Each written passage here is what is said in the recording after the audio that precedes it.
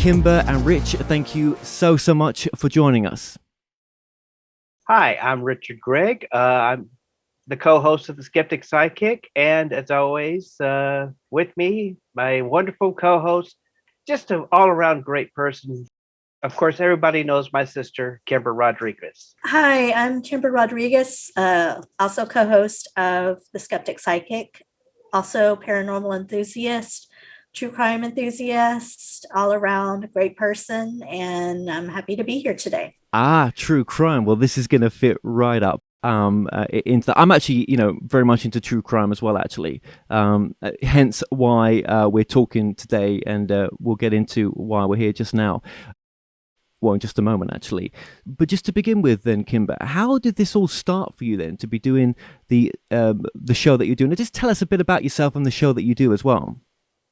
Well, I grew up, my mother being psychic, she was able to, she had dreams that came true. She had a few episodes of remote viewing where she could tell somebody what was happening and she wasn't even there, but she could tell you who was there, what was going on, what the room looked like.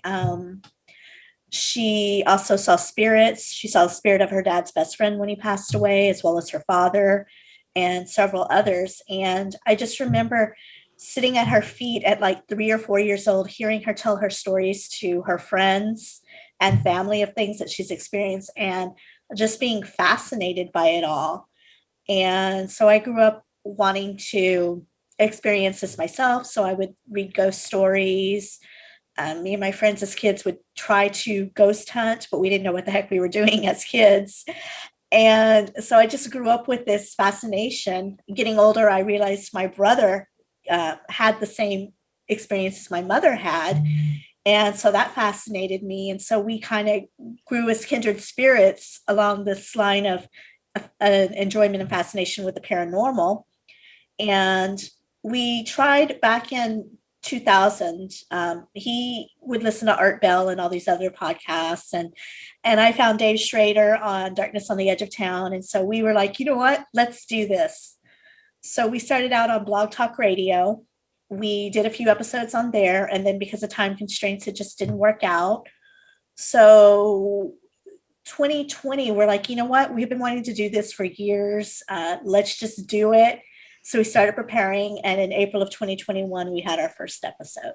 Excellent. That's so amazing to make that step as well. So are some of those Blog Talk Radio podcasts, are they still available for people to listen to? Unfortunately, they're not. I did try to go off of there and pull them so that we could share them on our current website. And unfortunately, they changed formats and all that was unfortunately lost. So we'll have to go back and re-record those. And I'll get to you, brother, in just a moment. With the name of the show as well, how did that name come about? What is the main purpose of the show as well, in a sense?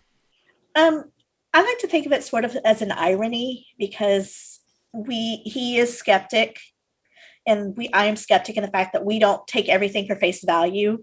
We look at all the evidence. We look for something normal that could cause something, and we don't believe everything we hear. But at the same time, he is psychic. I'm intuitive and a bit empathic. So we have those psychic abilities, but we're even skeptic of our own abilities to say, okay, did we really experience that? Let's look back and see, is there a logical explanation? Okay, well, no, then yes, it is psychic. And what do you think for yourself? And I'll maybe ask Richard this as well. What's the difference between the psychic and the intuitive then? I look at it like psychic is like having that extrasensory perception. Intuitive in the fact that I've had dreams that have come true. I've sensed things about people. I can pick up on their emotions, and I can usually tell if somebody's a good person just by being around their energy. I can kind of pick up on that. And then my brother, he can see spirits. He's, again, had dreams that come true. He's also empathic, that he can fill out the emotions in a room and fill out people and pick up on all of that. So to me, psychic is having any kind of extrasensory perception, whether it's intuitive, mediumship, clairvoyance, whatever it is, to me, that's all under the psychic umbrella. And that's just my opinion. I could be wrong on that definition, but that's just how I view it. Well, it's interesting that you're doing this show, and I wonder what you're going to do with your abilities as well. I mean, I guess you don't know where this is all going to go, and you've just gone with purpose, what feels the right thing to do, and you're doing it. So hats off to you as well. How many people have you interviewed on the show so far?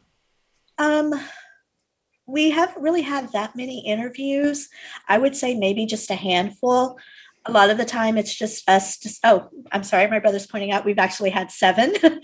But we have mostly it's us talking about things that we find fascinating, and just having a discussion. We're both history buffs also, so we like to go into the history of like if we're talking about a haunting, we'll talk about the history of the place and what went on, as well as the hauntings. And we are hoping to interview more people. I would love to have other people's expertise and their thoughts and opinions on the things that we discuss. But a lot of it is just us getting together, having a conversation about things that fascinate us. Well, I think that's fascinating. There's a different type of approach as well, to look at subjects and actually delve into them individually, do you know what I mean? And then put your own personal take on it. I think people would like that as well. Your website and social media links, I mean, we're going to put in the description below. Just for the podcast, they are? We are at skepticpsychic.com is our website, and we are on Facebook under Skeptic Psychic. We have a Facebook group there as well. Twitter, Twitch, YouTube, and Instagram, and they're all under Skeptic Psychic. That is so cool. Right. Okay. Yeah, don't forget TikTok as well, because I'm about to...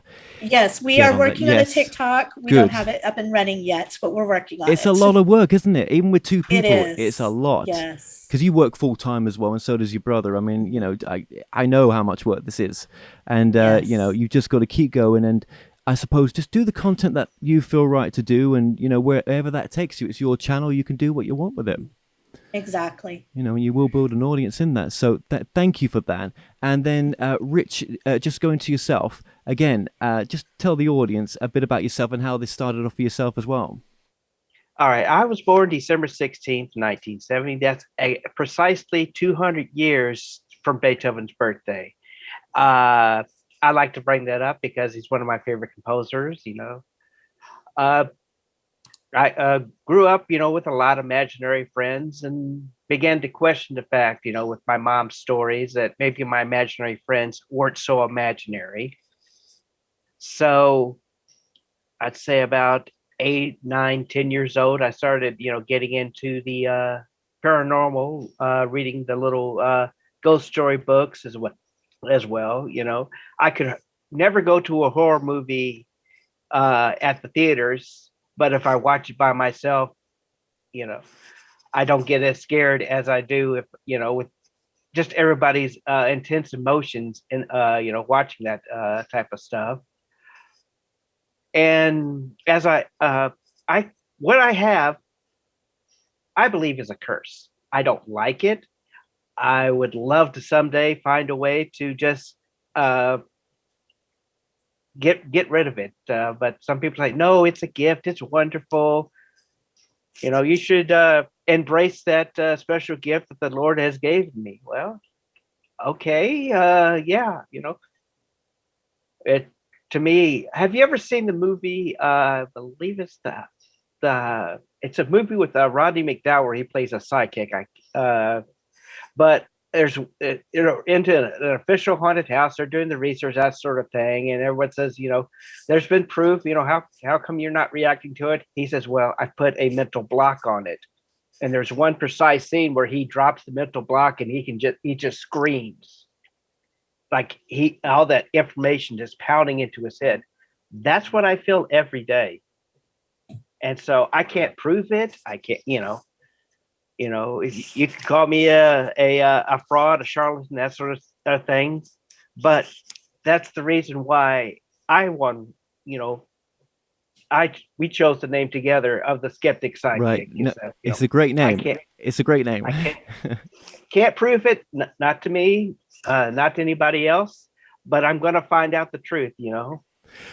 Are you religious then? Am I right to say that, or? Yes, I am religious, very much so.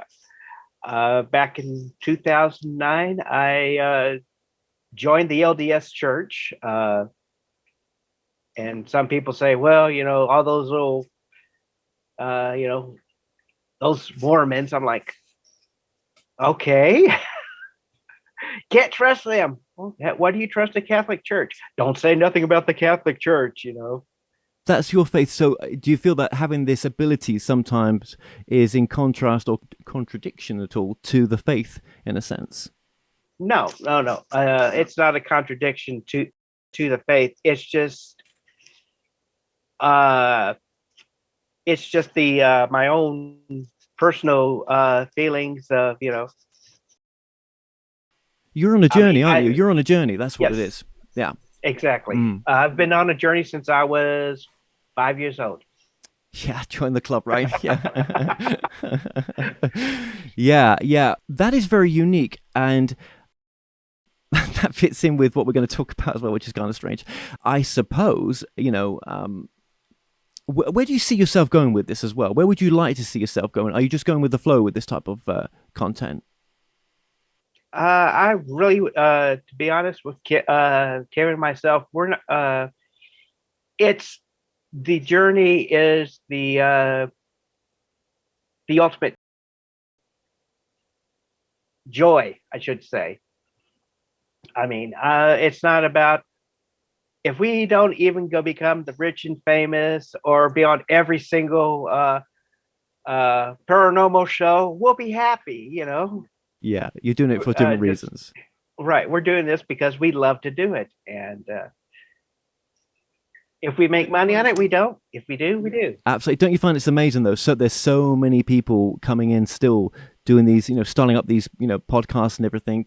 And I mean, you must see that there's, more and more people. Because I mean, you used to be a student, I guess, of Art Bell, from what Kimbra's saying there as well. Oh yeah, true story. One day, a buddy of mine says, "Hey, you got to check out this guy on the AM station.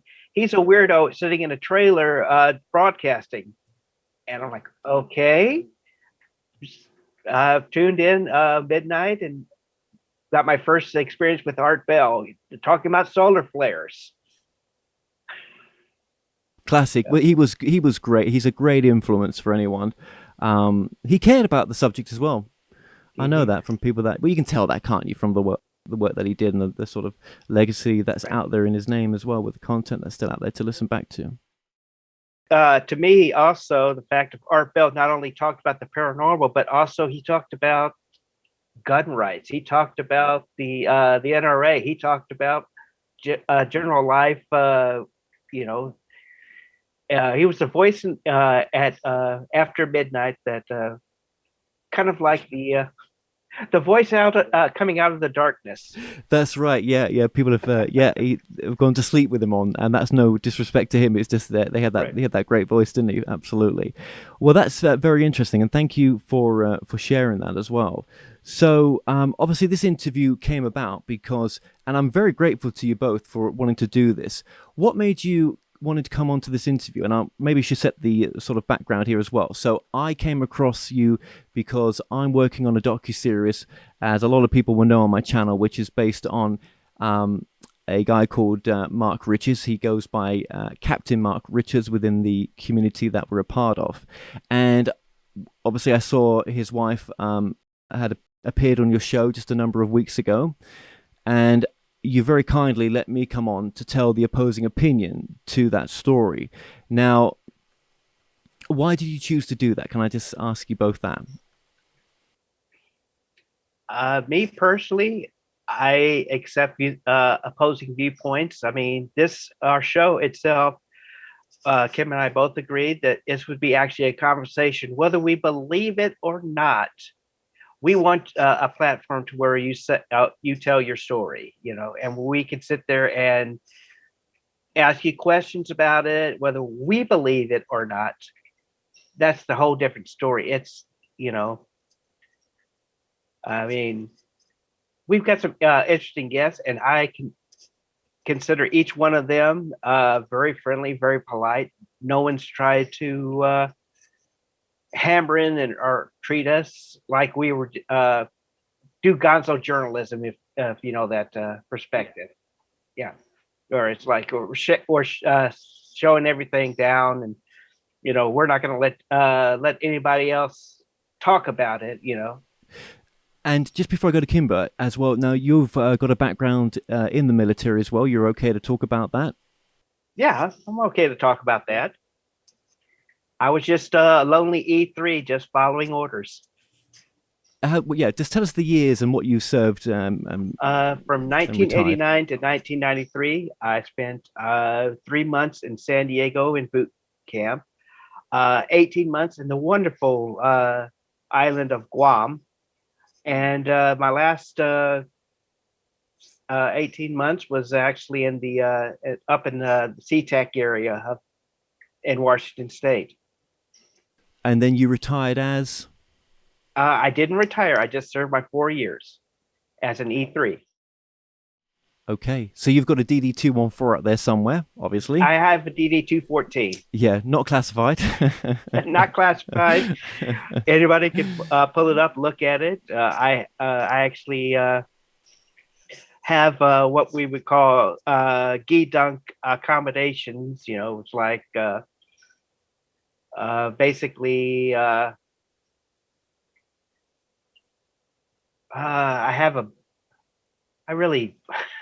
my medals don't really give not really that much in my life. They're just, to me, they're good to participation medals. That's all I see them as.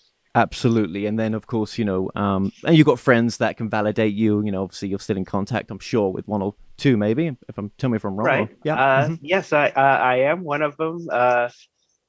I just talked to the other day, and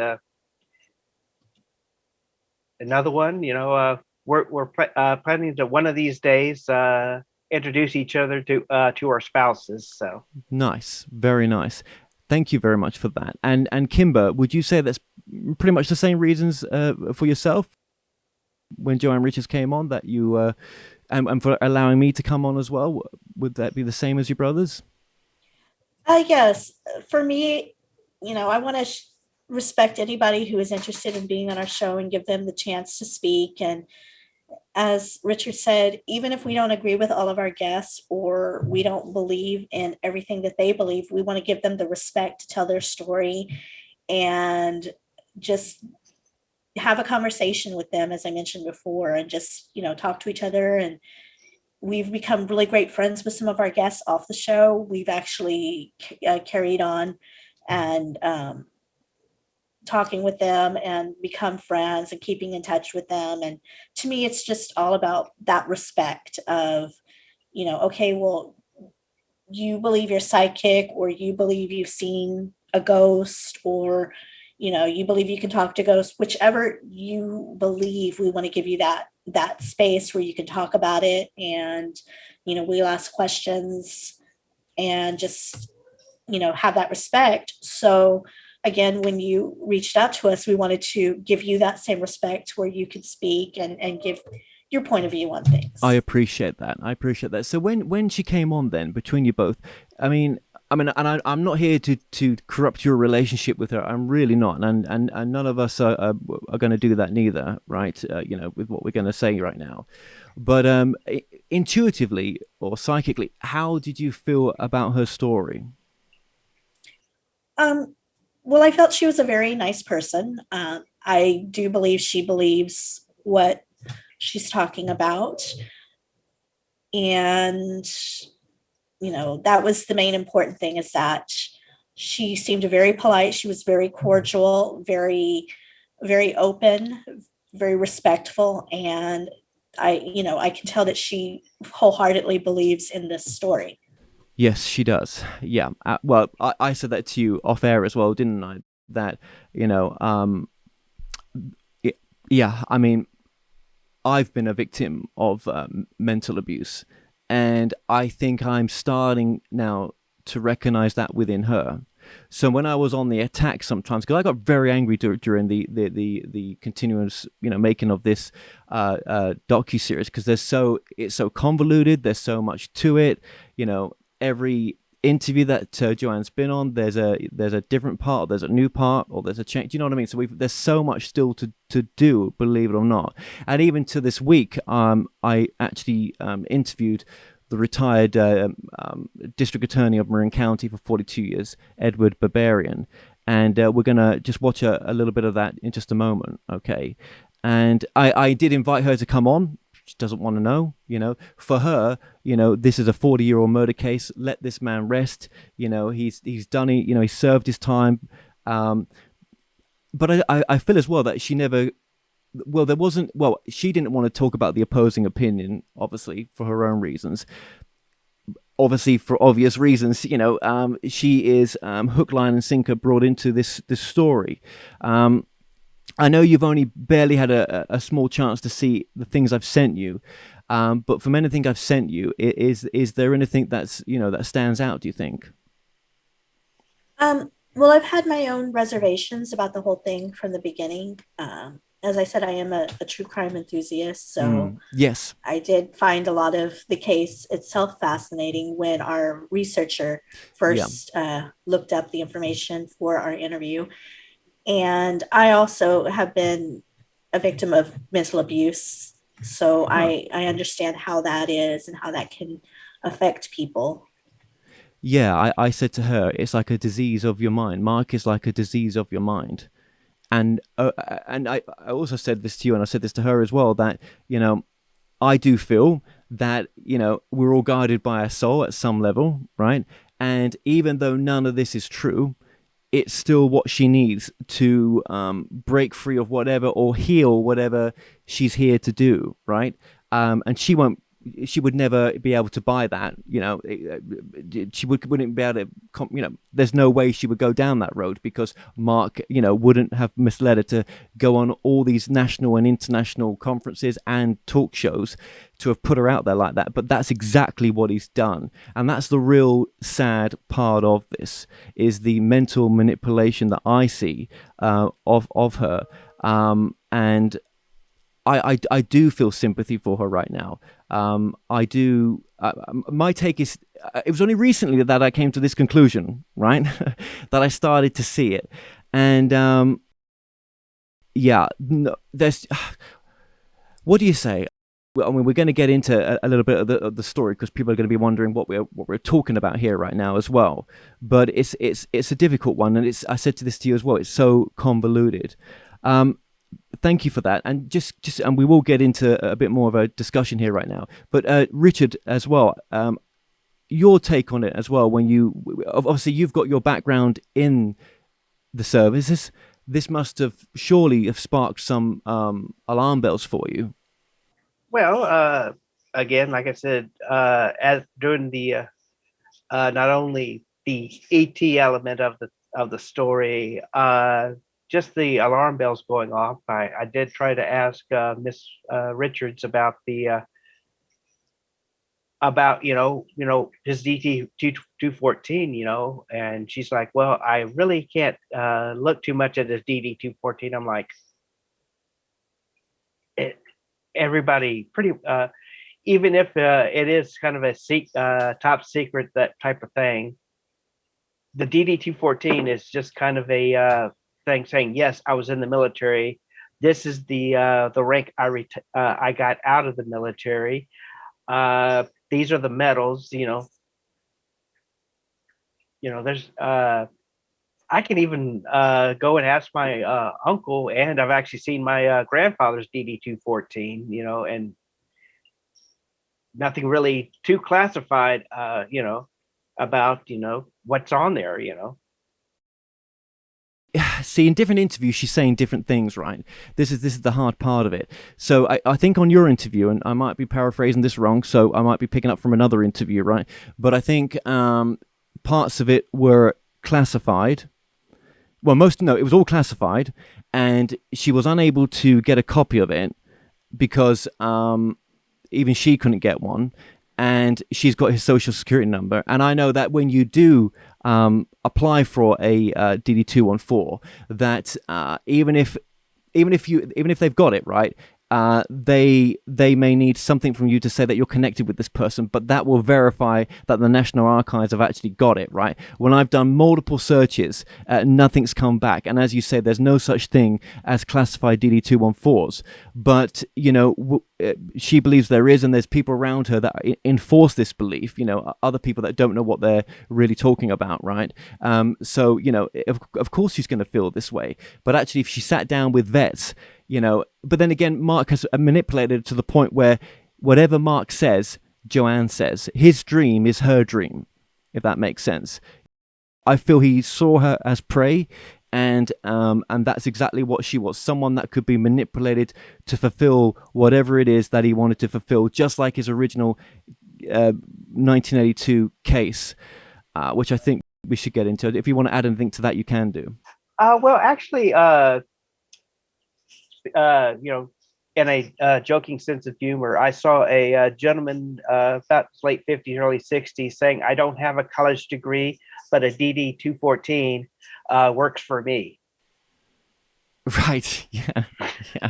And just for our viewers, could you give us a little background on yourself?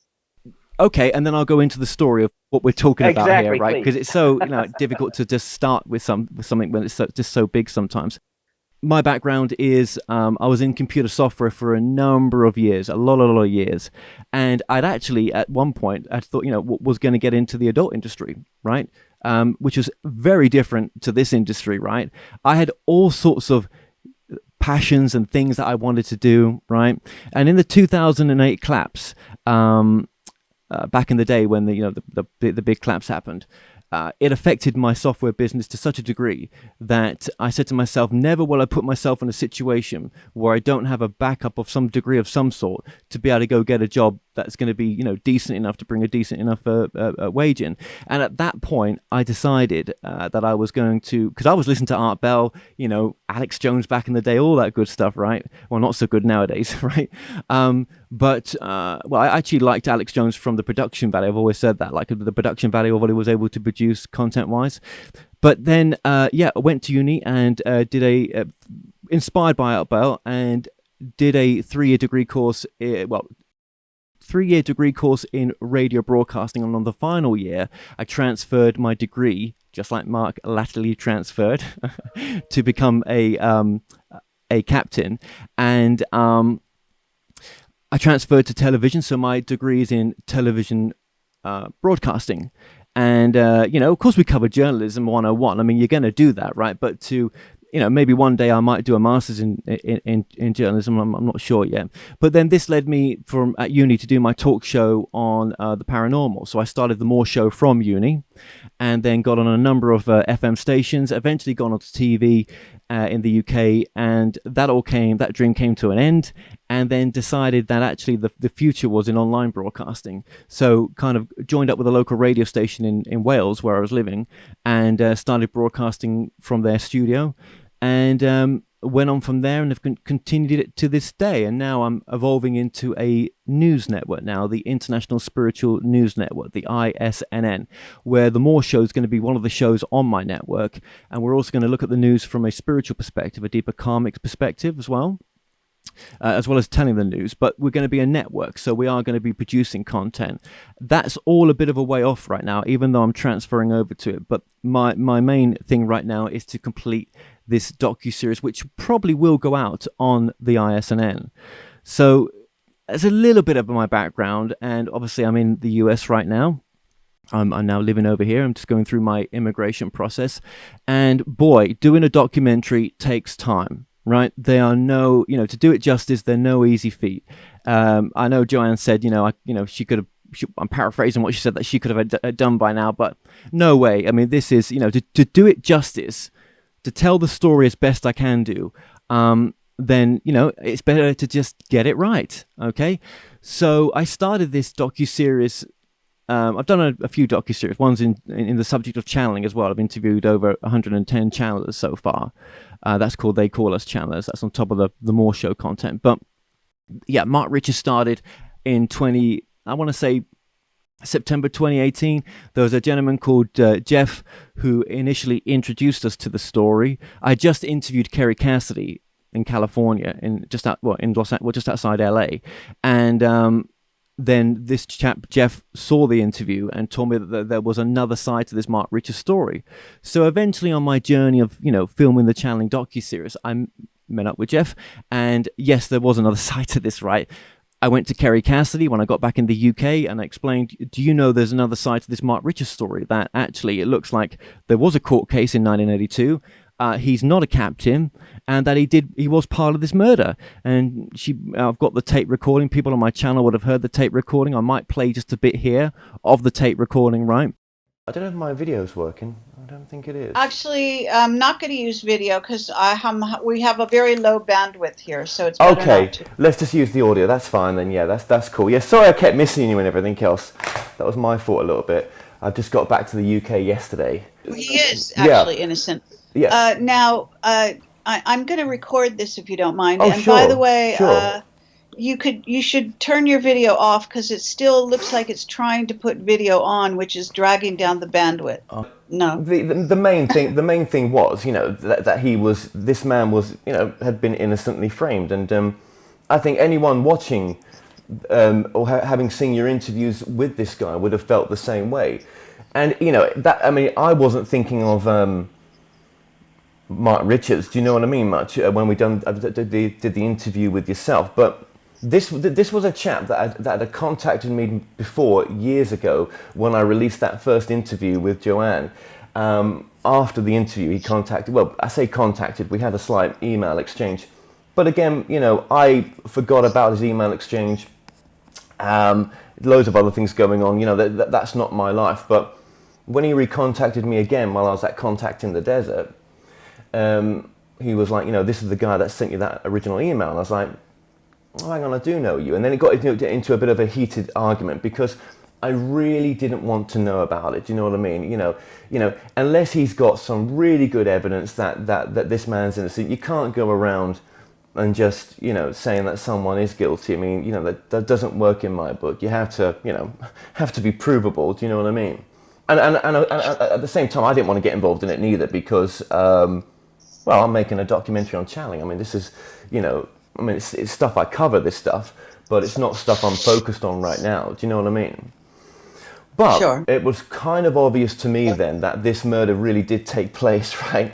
And it's such an old case that it's not a modern case. This was July 6, 1982. So it's, it may seem not that long ago for some people, but actually that is a while ago. That is a while ago. And a couple of the people who were released recently, Hoover was one of the kids associated with Richard.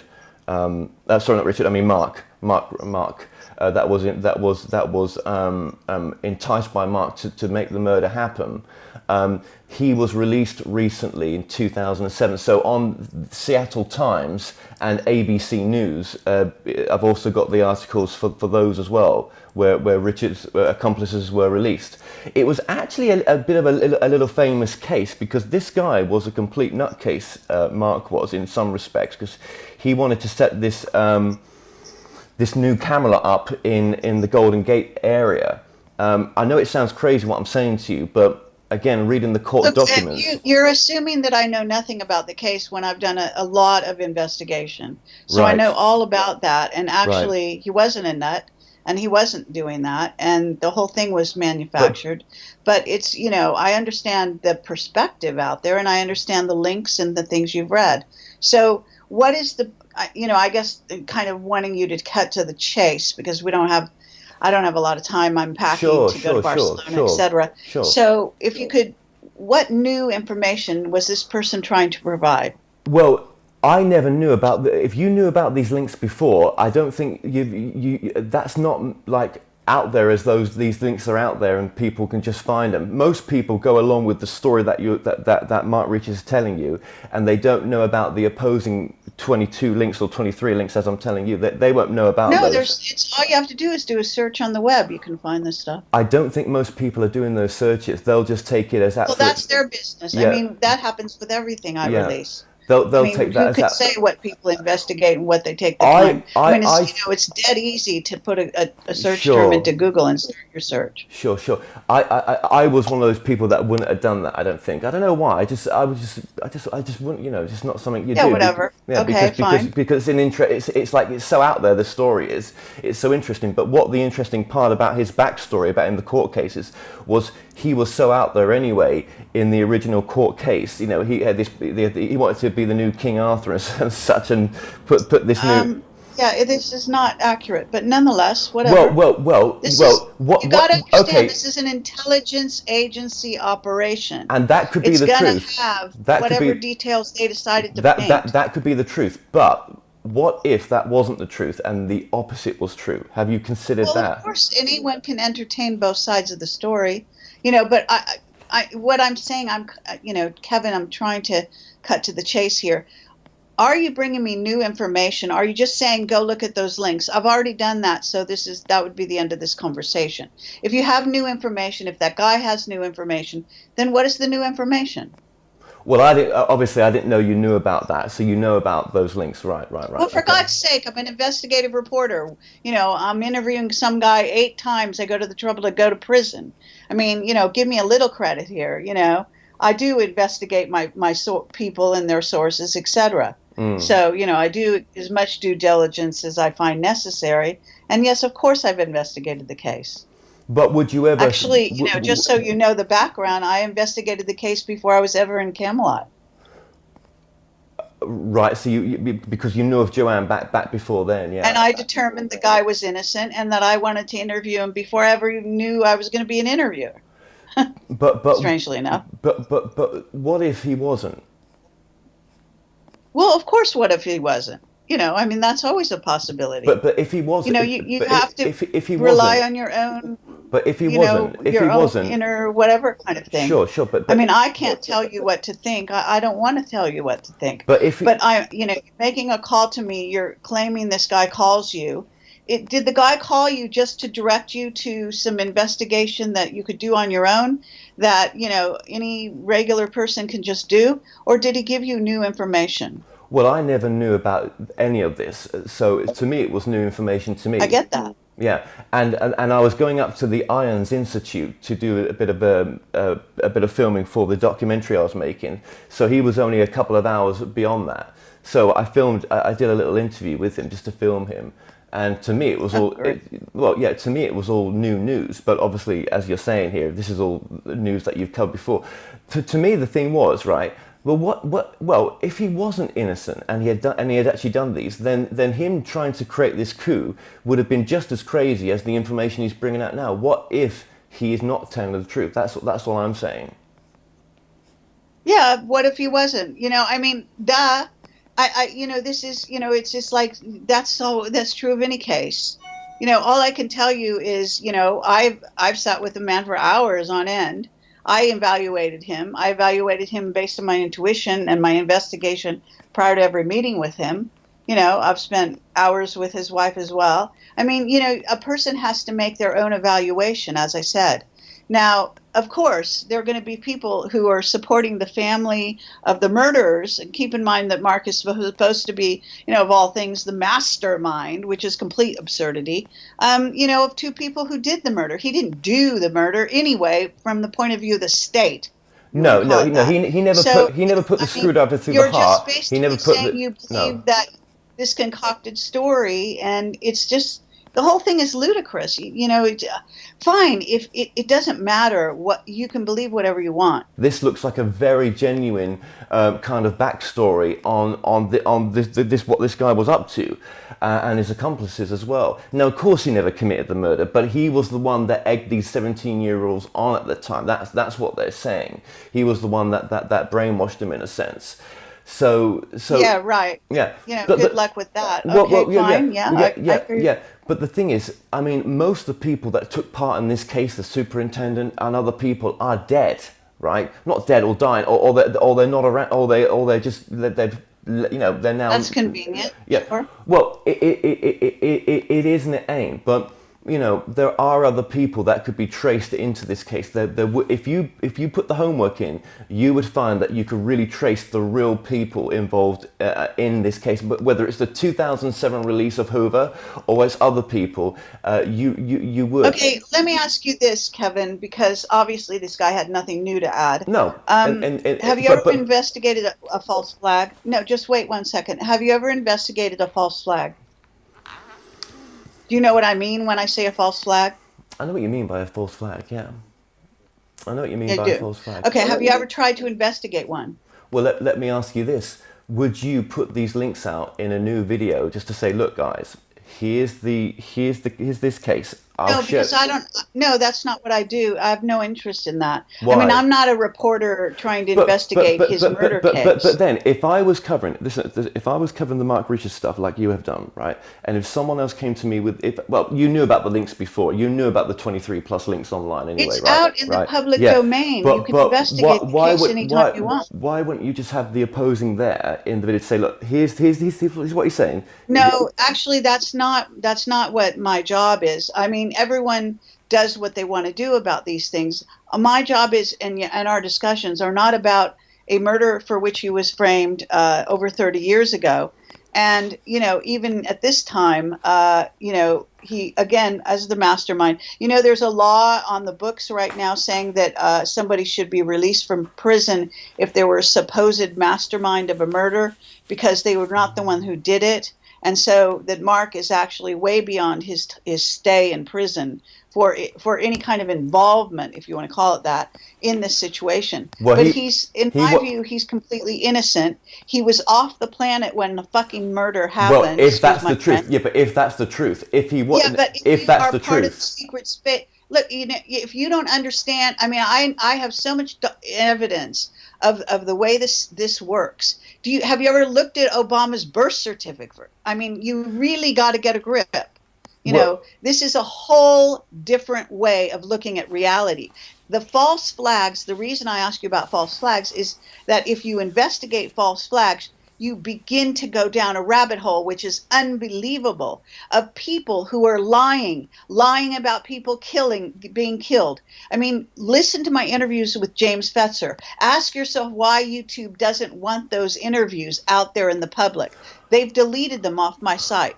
He's an ex-Marine. He's a tenured professor for zillions of years. He's written over 10 books. He's a heavy-duty investigator, a very respectable man, and he investigates in minutia every false flag that has happened in the United States.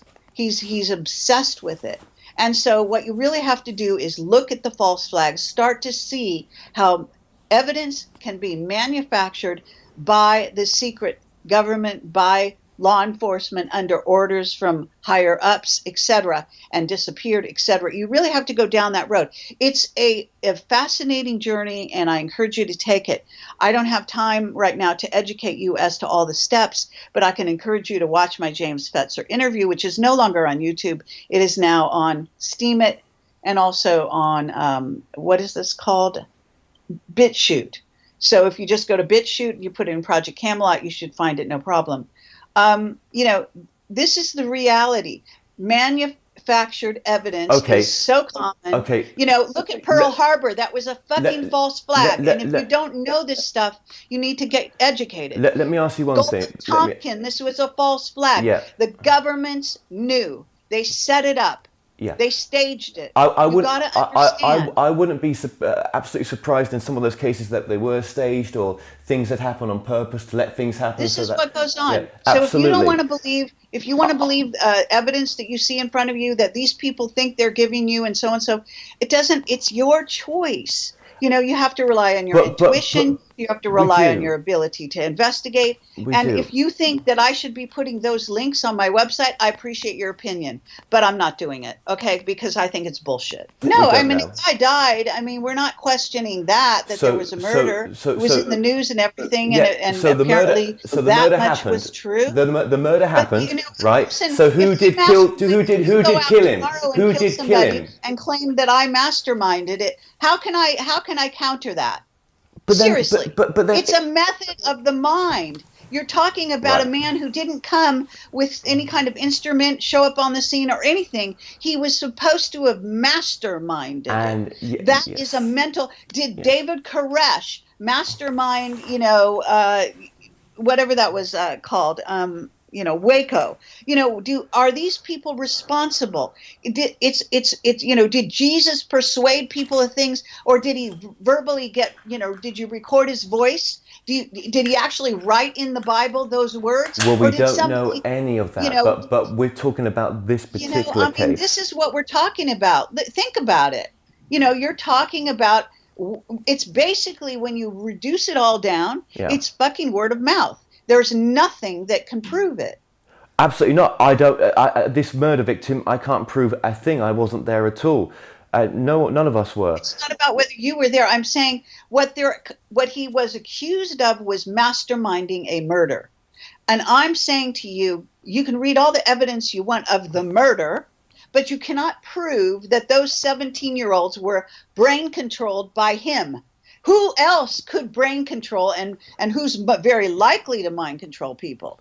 Well, hello, the Nazis. Well, hello, the people that took over mind control technology from the Nazis, which is the secret government. But hello. He had this idea. Is it Mark Richards an individual, or is it the state? You put your allegiance with the state in this conversation, certainly. And, all I'm saying to you is that's not my point of view. I see way beyond that. And I've got proofs for so many years, and it's just ridiculous.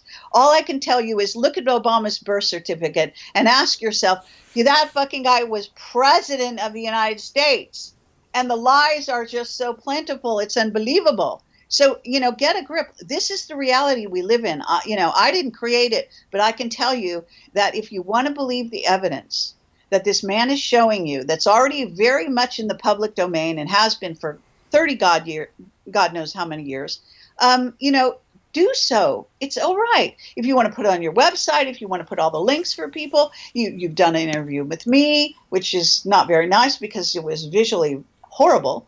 But aside from that, I think my information was good and clear. I mean, I don't encourage people to think what I want them to think. Horrible. I want them to think for themselves. It wasn't. But I'm not, horrible. On the other hand, I am not going to become, a worker for the state and post their bullshit. I'm not going on to mainstream news and post their lies. I mean, I'll post what I feel is the closest thing to the truth and allow people to decide for themselves. But this is Kerry talking about the reasons about how she, is intuitive and how she knows that Mark is innocent of all the crimes, that it's been set up, and that you can't believe court testimony, and it's a shame. Do you know what I mean? If we can't believe court testimony, where are we going? Wise man once said that there's two sides to every story, and the truth is in the middle. Well,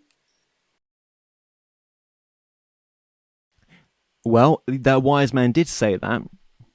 But then when you've got factual court documentation, when you've re-interviewed all the people involved in the crime. So let me just set this up and I'll go back to that. That's a good point. So I'm going to miss bits out here because this is not the docuseries. This is just me, off the top of my head, right? So Mark Richards in 1982 influenced a 17-year-old called Crossin Hoover and Andrew Campbell to take part in the murder of his friend Richard Baldwin. Okay, Mark and Richard were good friends. Mr. Baldwin had been at Mark's wedding. They kicked around, as friends. They knew each other, right? I mean, Mr. Baldwin, I wouldn't say had a best friend, but Mark was a friend, okay? And Mark was running a construction business. Now, Kerry and Joanne will say the construction business was successful. He had money tucked away and all that kind of stuff because she mentioned it on your show, right? No, it was not successful at all. We've interviewed Mark's brother-in-law, Joe. Joe has stated, and it's his testimony, and it's the same testimony in the court case, right? That obviously Mark stole Joe's contracting license, and Joe would get phone calls at some point in time to say, you've done a terrible job. Whatever the issue was with the job, they wanted their money back. So he actually stole his brother's contracting license. Mark Richards was involved in a car insurance fraud involving reporting the theft of lost cars back in the, I want to say 1973. And if I'm off with years here, we're creating a master timeline, because Joanne's never seen the master timeline of what Mark says to compare to what really happened, in reality. And at the time of that court case, his lawyer was a guy called Carl Shapiro. Carl Shapiro would later be his lawyer in 1982 for his murder case, along with another lawyer as well. So Carl Shapiro got him off that case, the charges. But we actually met and traced down Mike Peck, which was someone who did do some time for that insurance fraud, and he was Mark's good friend, and he was part of that insurance ring. There are other people that we're going to try to speak to for that insurance ring, but Mike's testimony was pretty damning, to be honest. I mean, he felt that Mark should have gone down. He took the hit for it, and he trusted Mark that he wasn't going to, rat on him, basically, and he did, which, this happens all the time. But this is the early career of Mark as well. And Mark was always made to feel very special by his mother. Mark was someone who, he was. His friends talk about him in the interviews that we've done. That Mark was the odd one out, in a sense, the goofy one, a little bit as well. But there's more to it than that, right? I'm just going to paraphrase here, right? So in 1982, he's got a failing contracting business. He's taken out 2 mortgages against his home. People saw the degradation of Mark mentally. People that knew him back in the day, even his neighbors that have been interviewed by us, not by us, shall I say, we've got some third-party content, because there was, back in the day, maybe 10, 15 years ago, there was a student project where these students covered the murder case, because they were family members knew Richard Baldwin back in the day, and for their film project at, I think it was high school, they actually interviewed some of the legacy people in this case that are no longer with us, and they've signed over that footage, which is wonderful. And you hear the next door neighbors saying, look, we saw the mental degradation of Mark Richards at this time. He was not acting right. Many people have said that to us in the interviews that we've done with them. We've done over 23 people. Interviewed over 23 people, including Russ Blum, who was his friend back in the day, who in 1977 they set up to film, to make a film. Mark, Joanne talks about Mark being a filmmaker. It was Russ Blum who was the filmmaker. Russ Blum was the filmmaker, not Mark Richards, right? And his interviews are extensive, and he goes into so much detail about the projects, including something called Future School, which they set up as well. We've actually got the incorporated articles for the non-for-profit Future School that they set up. It shows Mark witnessing his signature, in front of the whoever this is, the notary, I guess it is. And, we've got so many ways to show that he was on planet, right? He was not off planet, absolutely not. And, Mark's ex-wife Karen, which Joanne will say, you cannot trust these people, they knew nothing about his time in the secret space program. Well, that's just tell me that's just give me something, say something to me that's how can that be shared reality, that you don't know what your husband's doing? She knew what her husband was doing. Like I said, even when we're I've talked with a couple of military wives, they know that their husband is on board ship or in the military. They just, because of the classifications, they don't know where their husband. My husband's in the military. Okay, well, Yeah. Well, what we've got here as well is obviously he's saying that he was in the military, and I'm sorry if I get some of this wrong, but at the age of 13. Now, what would you say to that? Age 13 in the military. Is there, as you maybe? There's only one recorded person during World War II being age 13. Well, their Civil War, there's actually a little boy who was 8. But He basically, it's kind of a little bit of an odd thing. I mean, the little 8-year-old was a drummer boy. The 15-year-old boy had lied on his paperwork saying, "Yes, I'm 18 years old."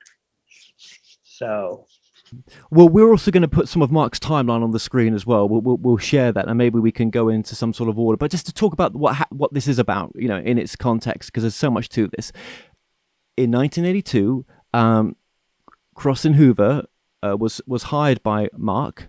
17-year-old Crossy was hired by Mark to work on his contracting company to do the jobs they were doing, and so was Andrew Campbell.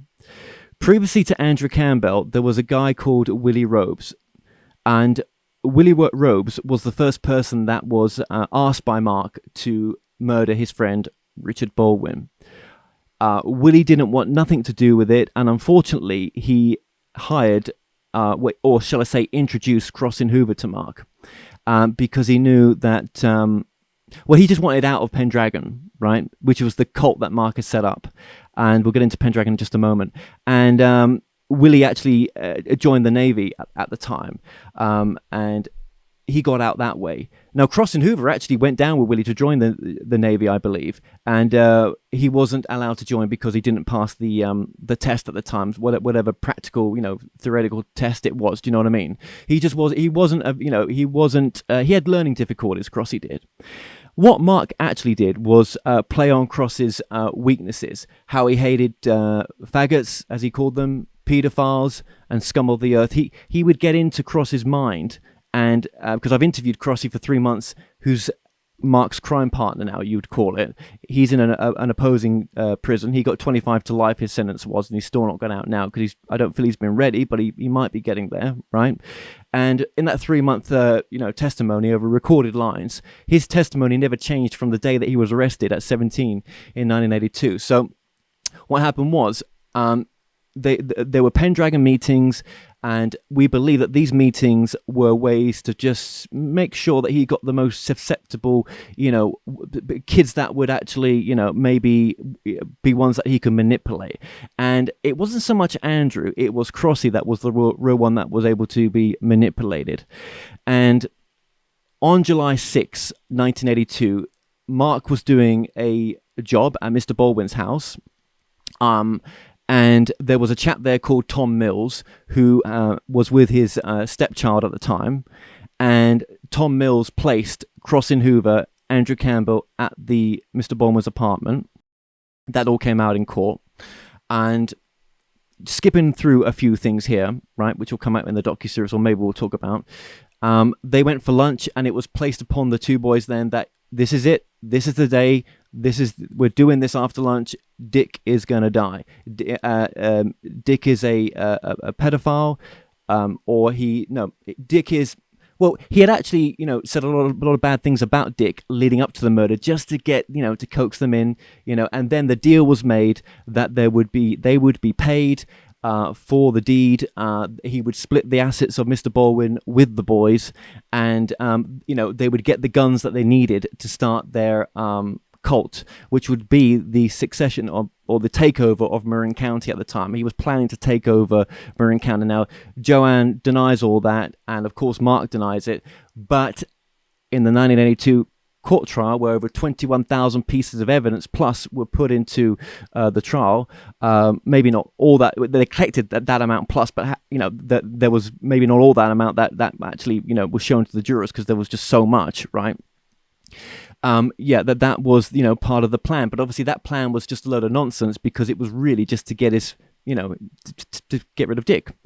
And whether Dick had, and I called Richard Baldwin Dick because that was his name at the time, that's short, whether Dick was had pissed Mark off to the point where you don't piss him off, you're dead if you get to that level. Do you know what I mean? Mark's so vindictive that whatever argument that they had, he was dead, right? But on the front of it, he's having a great time pretending to do his work on the Dick's property on that day. So when they get back from lunch, Tom was leaving. Then it was the three of them, and they got Mr. Baldwin to take them down to Mr. Baldwin's classic car restoration shop by Crossy asking to want to see some of Mr. Baldwin's classic cars. Okay, so if there's anything just from that point that you want to ask, please do. All right. My question was that, we're talking about this big cult, which you said with the Pendragon. Whenever I think of Pendragon, I think of Uther, the father of Arthur, the king of the Britons. I mean, even King Arthur did not consider himself a Pendragon. It was his father's name, but he was up until he became king. He rarely used the name Pendragon. It was usually Arthur, of Britain, that sort of thing. It was later historians that actually compared him to the. Well, just to let you know, Mark was. We're going to get into Pendragon in the docuseries, but Mark was obsessed with Camelot, King Arthur.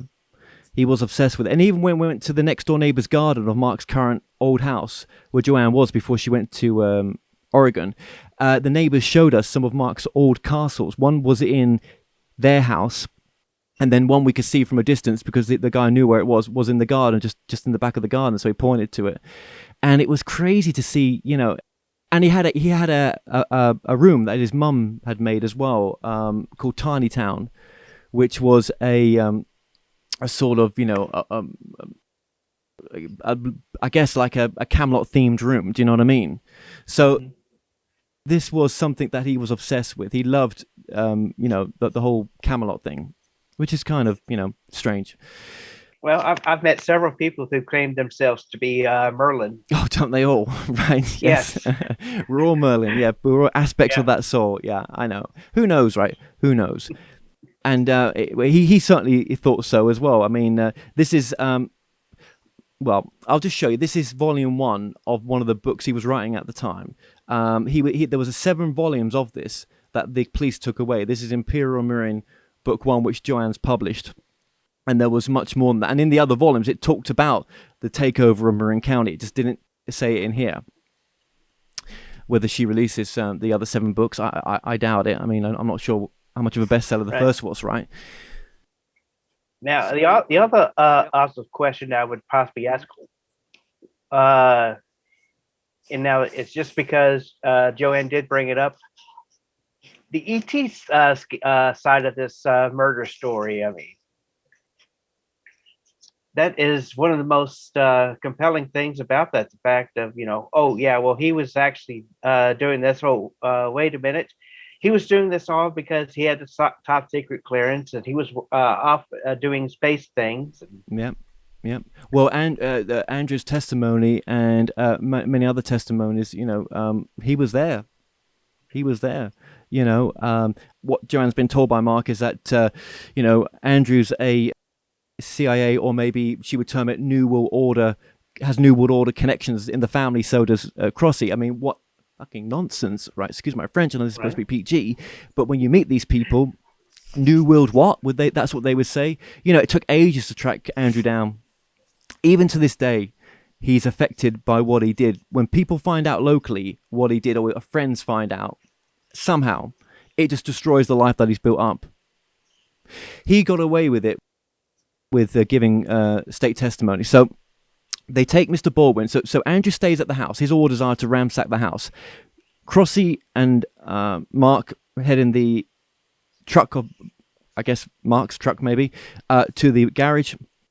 And then the murder takes place there with Mark standing in the corner, or let's just say 6 foot away, giving the signal to Crossy. And then Crossy attacks him with a baseball bat. Baldwin's last mumbling words, were, why are you having this done, Mark? Why? And then obviously Crossy was handed a screwdriver by Mark, and then Crossy stabbed him to death numerous times. And that was the sad, tragic ending of Mr. Baldwin. And the pain that he must have gone through with those stabbing and the bloody bat and everything else that Crossy don't remember because he was just out of his bloody mind when he was doing it, right?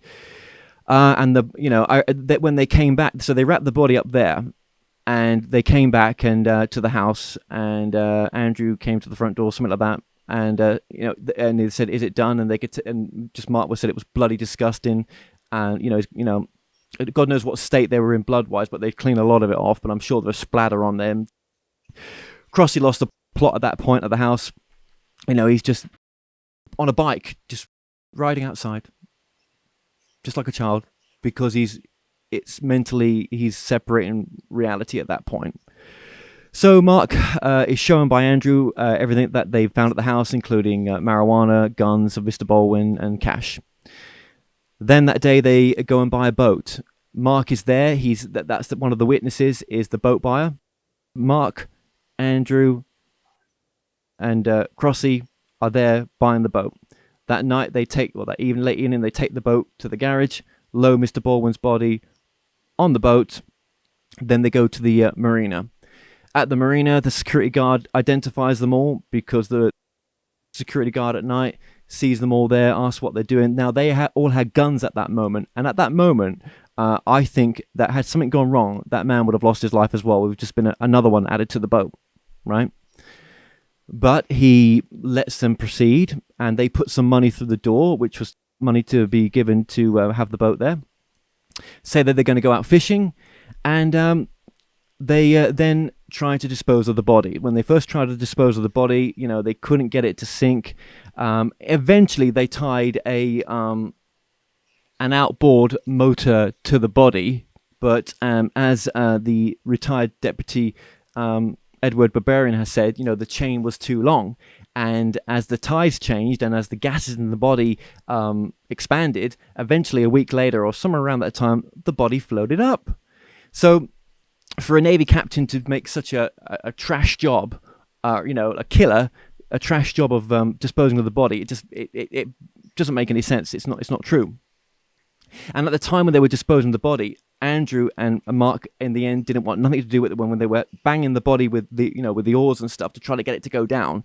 It was Crossing then that said, I'm going to take care of this. You guys don't want to do it they didn't want to do it really because it was so grotesque, you know what I mean? That Crossy took care of it in the end, and I guess they gave him some ideas with an outboard motor, but it wasn't, to them it was their detriment, because if the body had not floated up, obviously, it would have been more difficult to have, for the court to have placed them where they did with the murder. So there's many factors that place them at the murder. Another factor was on the day that they were arrested, Mark, Andrew, and Campbell knew that the body had popped up, and Crossy just felt intuitively that this is it, they're done, right? He told me on the phone he could just feel it, right, and something was going to happen that day. So they had a lot of Mr. Baldwin's property and items from the murder at the house. The duct tape that they wrapped the body up with, tied the body up with, coaxial cable, all able to be linked, because of properties of the duct tape as well. It was all forensically linked, right? And that was part of the damning evidence as well, was obviously, as they're pulling out of the driveway, this is like a week later, with the boat behind them, and they go, in the truck, maybe the boat was behind them, right? And they're going to the dump to get rid of Baldwin's safe, pink slips, because obviously they took the safe as well, Baldwin's safe and everything else. And of course, Mark took no responsibility, said that Crossy just brought it to the house. Do you know what I mean? Of course he never. And actually it was Mark that drilled the safe, and it was Keith Andrews that confirmed that in the court testimony, because he was there when they had just drilled it, and it was Mark said that we had just drilled it, of course. So that also, connection with the items in the back of the car was another connection to tie it all down, right? And on top of that, then Mark had taken Mr. Baldwin's credit card and cards and opened up credit accounts to various different establishments across the San Francisco Bay Area, like TVs, hi-fis and stuff. And in some shops he went to take out credit, but they were going to install it, so he had to say no, and those people were brought into the court case as well, because that identified that they, at least Andrew and Andrew and Mark were present, at the buying of that as well. Mark's interrogation, police interrogation, one of the only interrogations he had in 1982, the day of being captured, the day of being, actually, a funny story of him being captured is he actually leapt out the car as they were being chased by the cops. And Crossy then had to grab the steering wheel. It's like a film, do you know what I mean? To be able to drive the car, and then pulled over. But yes, in his 1982 police interview, he was scared. He was asking for the cops not to leave. He changed his story. He admitted that he in the end that he knew that these boys had done something. Of course, Cross is in the other room singing like a bloody bird, telling them that he murdered him. And because I've got the original 1982 police tapes of Crossy at that 17-year-old crying his eyes out, telling them what he did. I lost affection for everything in the fucking world in no time flat. Because I didn't feel anybody was fucking liking me. People are jacks. They're making me sick. I want to fight Pete every day. Every time I come home, I give him a sassy attitude. All I want to do is fight now. My mind's set on a fucking death course. I'm getting mean on the inside. I'm getting fucking mean. It's unbelievable. I'm getting fucking meaner than hell. This is bullshit. If I hear you lock me up with Mark. Just lock me up with Mark. I'm not going to lock up with You want to see another murder? Lock me up with that fucking clown. Why don't you hold his hand? Crossy, is this the guy that you were working for? Yes, Ma. And he just wanted me. I wanted so much fucking money. I wanted love. It's unbelievable. I wanted everything. That's why I tried. Because I wanted to make it for myself. Like everybody else does. I wanted to make it for myself. And when you left me here, I thought to myself, why can't I make it like every other fucking person makes it? You were making it. You were so happy 2 weeks ago. Yeah, but then when more money came into my fucking eyesight, I fucking snapped. This guy is about 26 years old. 29, 30, something like that. 30. 30, he just had a birthday, I'm pretty sure.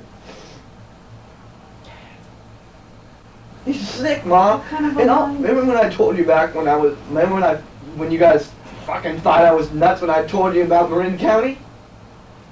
Remember that? Remember when I told you, oh, Marin County's gonna fucking go into one of these fucking helter-skelter, but nobody would listen to me. Nobody would listen to me. They all thought I was just fucking going off the wall. He's fucking going nuts. He's going nuts. My little sister freaked out with me. Freaked out on me, and I fucking drove me nuts. Because I didn't think she fucking cared about me anymore. And they all just fucking just didn't even exist in my fucking life anymore. So I started feeling for myself. Just like anybody else would. And so I turned fucking savage. I want to get Mark back to this. You kept telling us all this shit. Every fucking realistically and fucking that other word. What was he telling you? Oh, well, we're gonna have so much of everything, kids. How is Andrew involved? He was there? He wasn't there when I did this. He was at the house when we went.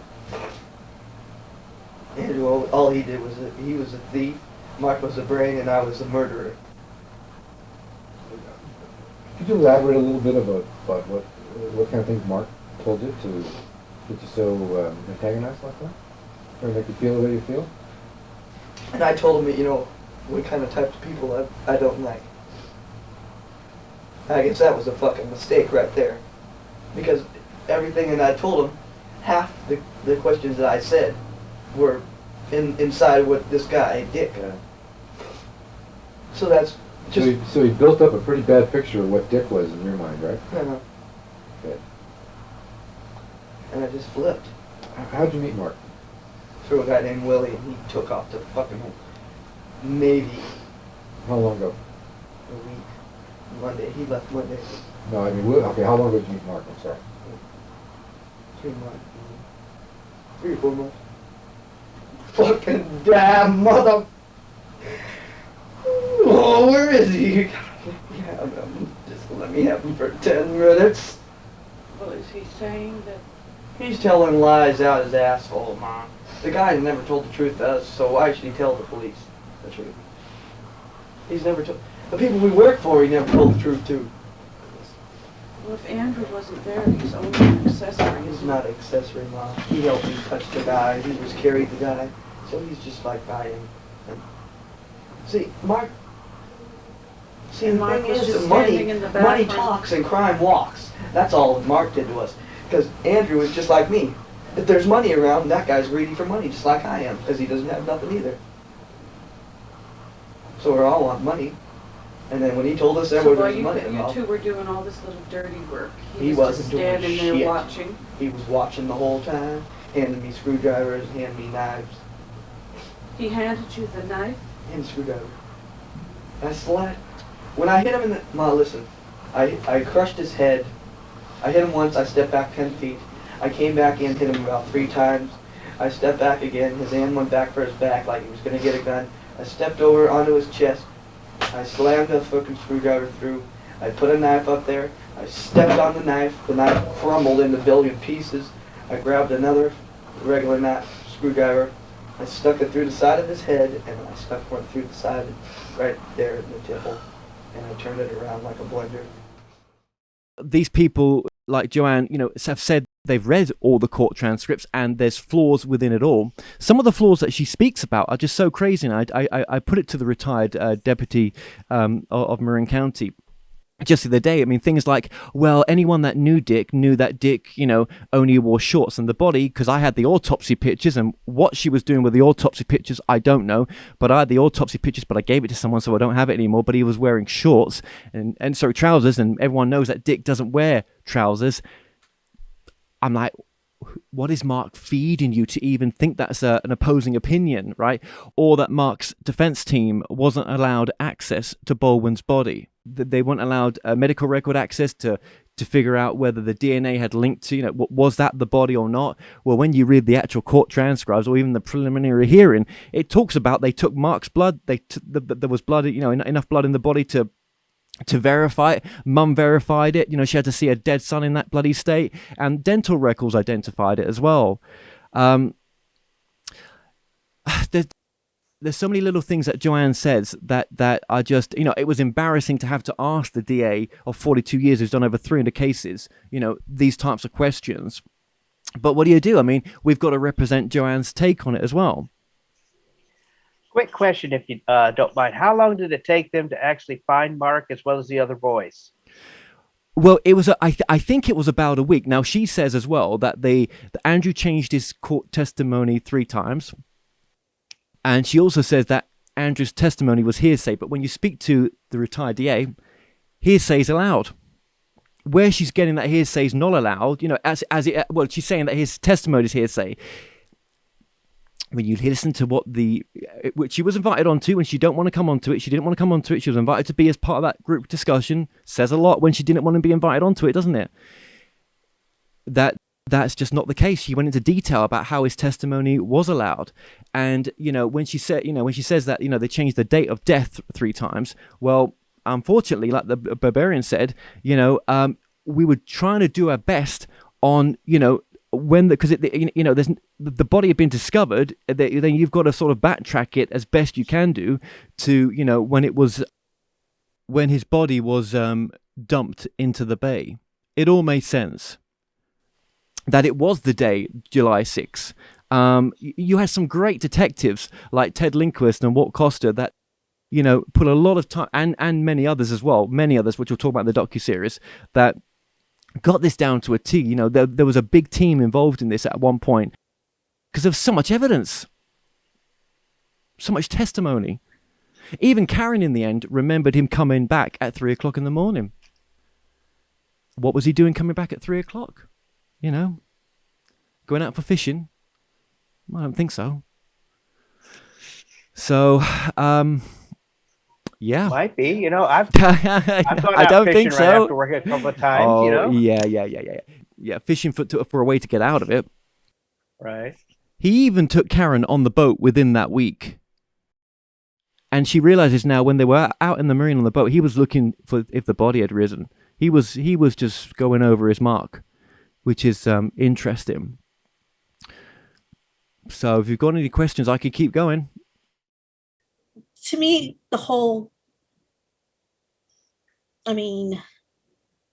like you said, there's so much evidence that it's hard to say that he didn't do this, because there is so much evidence pointing towards it. And it's from a true crime enthusiastic point of view, it's a fascinating case to listen to. But I can see how it makes a lot of sense. What do you think that his chances of parole is? I mean, we've discussed with Joanne with the fact of maybe doing a prisoner exchange, or coming out and his group coming to rescue him, and she's like, well, in an honest sense, what is your chances of him actually being paroled or being reduced sentence? Yeah. Absolutely, he's got the possibility to get his sentence commuted, right? Now, when it gets commuted, he's got to admit to being sorry and really mean it about what he did. And if he can't even admit it right now, then there's every possibility he could lie and not really mean it, but then act to mean it, of course, right? I mean, he's a great actor probably in some respects, right, with what he's done, and he's a great manipulator. But these parole people, these are different. And I would have thought if they find things online, and see, this is his biggest undoing.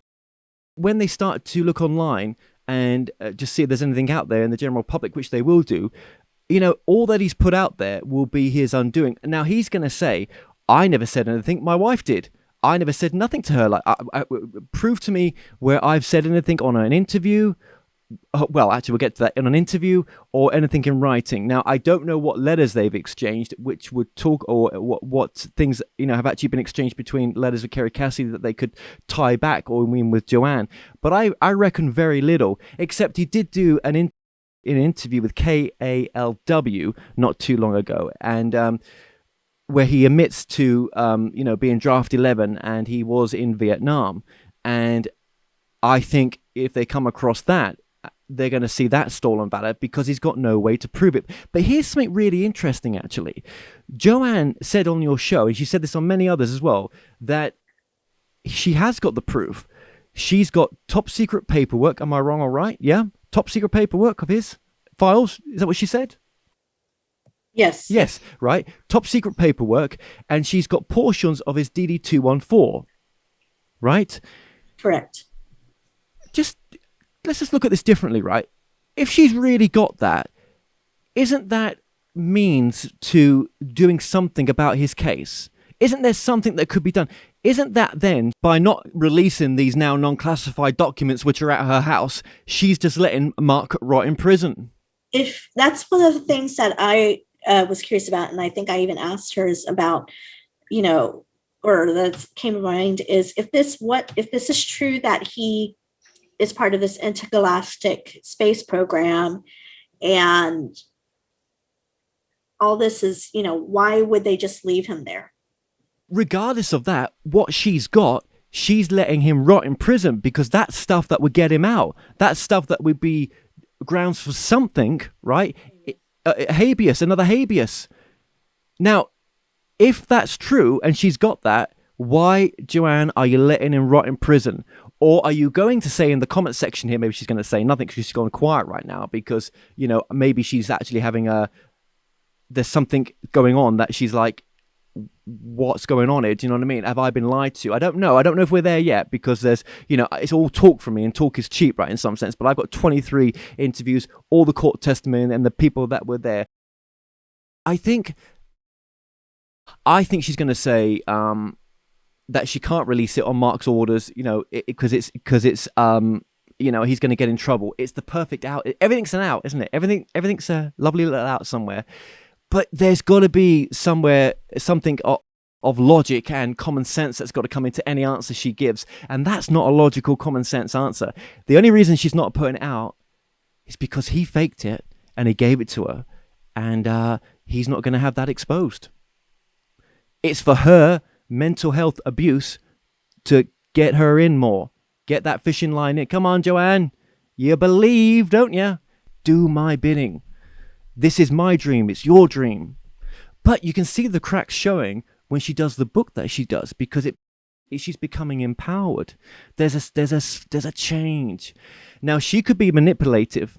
She could be very manipulative, and actually she's playing both directions, where she's going to get the property when he dies, and she's just waiting for that, and or there's other reasons why she's doing this. So it could be her, it could be two manipulators with each other, and he's the largest disease, or it could be that she is just absolutely, she talks about it, in love with him.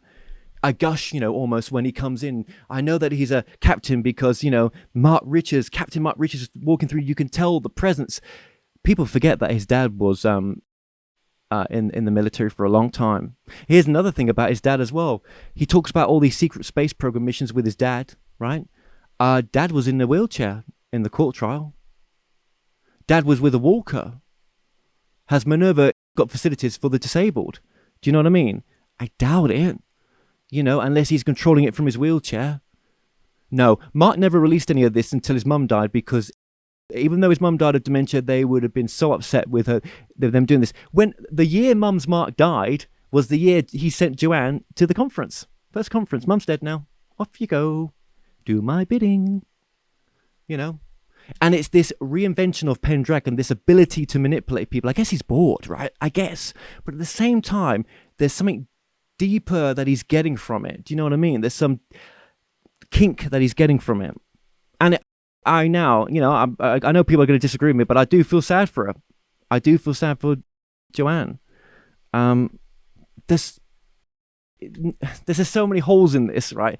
I think we should do as well, if it's all right with you guys, just watch a little bit of one of my interviews, right? Because you just get a flavor of the quality of people that are coming on and what they've got to say.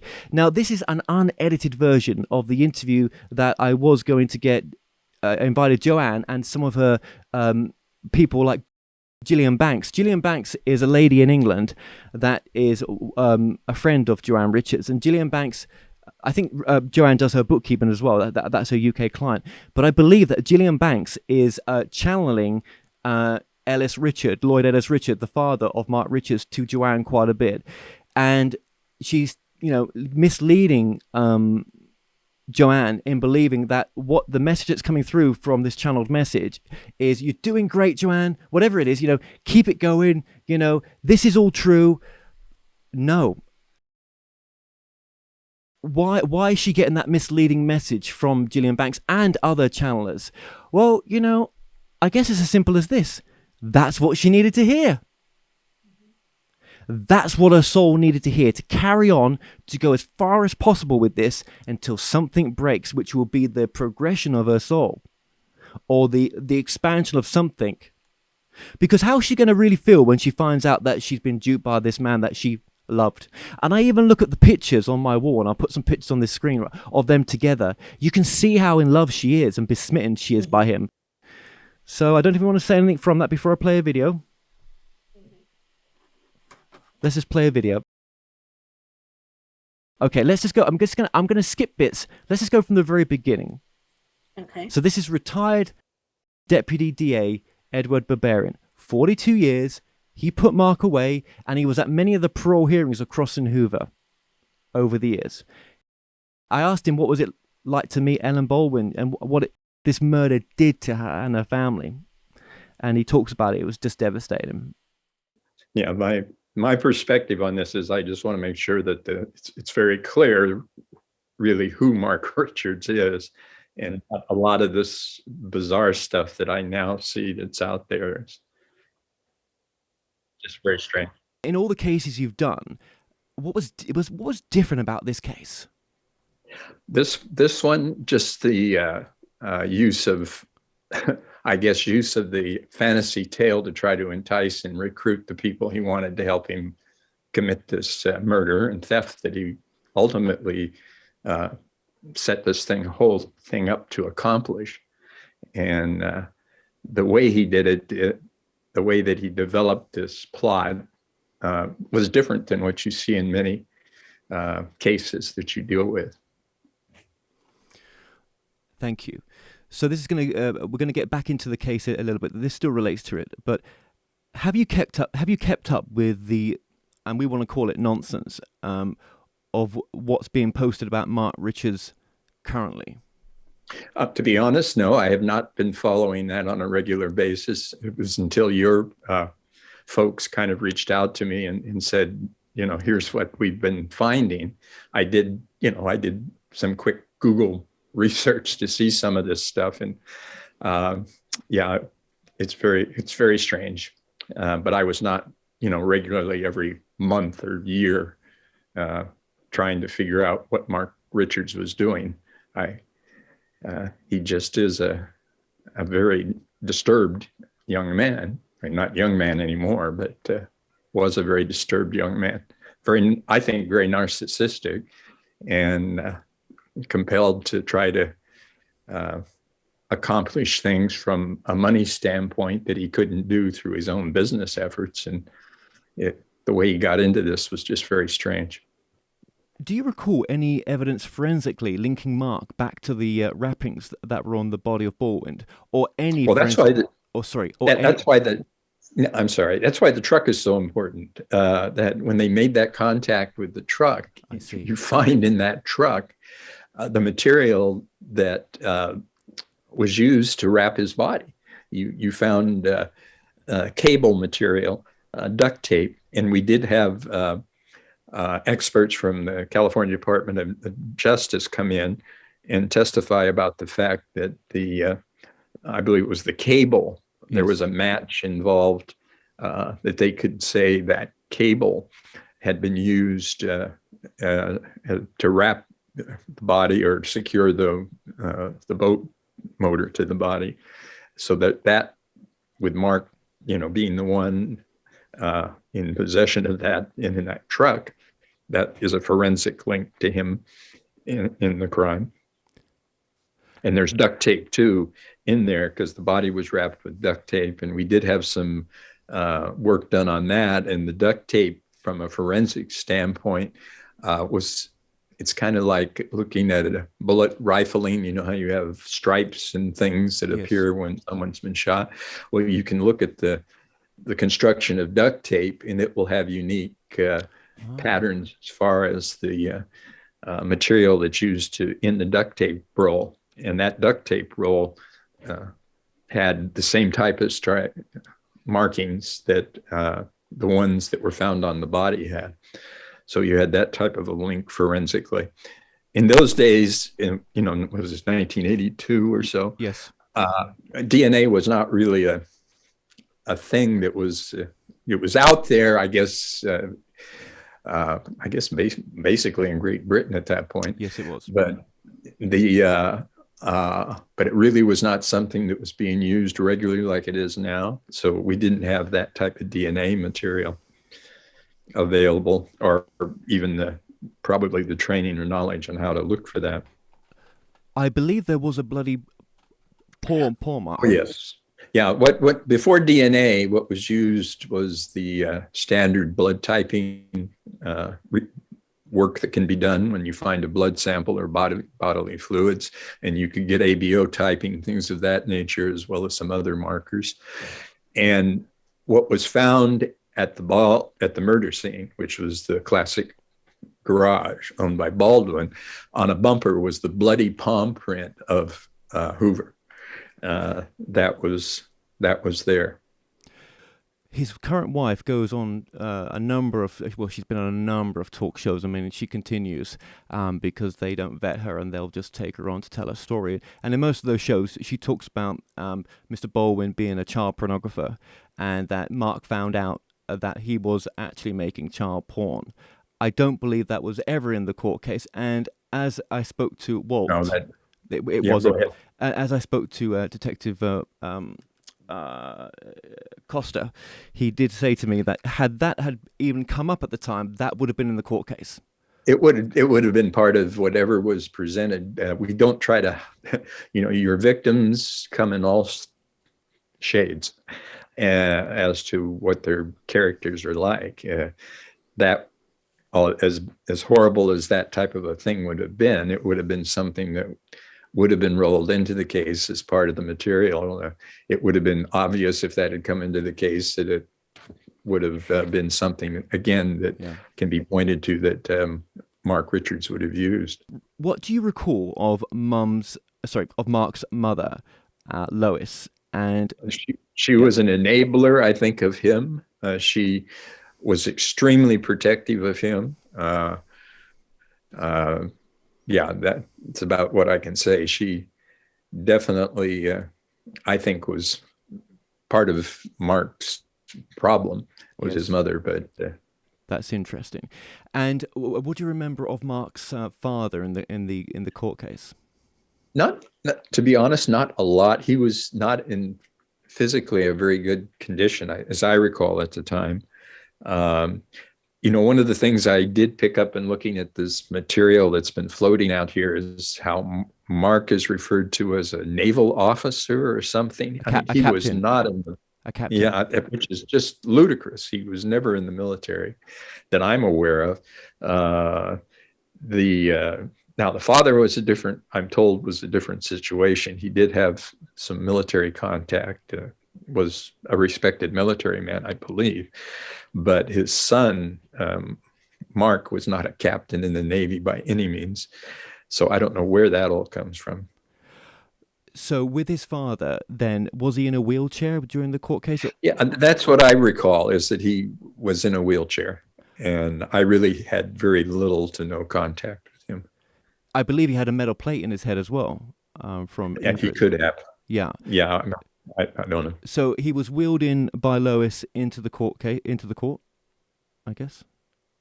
Yeah, I believe he did accompany her, or she brought him to court, I believe.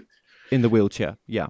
Okay, because obviously Mark at the time is saying that him and his father were there were various missions they were doing abroad and stuff, and I find that difficult to believe in his ill health at that time. Yeah, I would doubt that. I just can't believe he was doing anything along those lines. Now, Joanne states that she has the autopsy photos, or she did have the autopsy photos, and according to her, the photo of Mr. Baldwin where it was wearing the wrong pants at the time the body was discovered. And this could not have been Mr. Baldwin, because anyone that knew Mr. Baldwin knows that he only wore shorts. And when the body was recovered, he was wearing pants. The body was wearing pants. I don't know what she's referring to, or whether there's any truth to the fact she has autopsy photos. I don't know anything about that.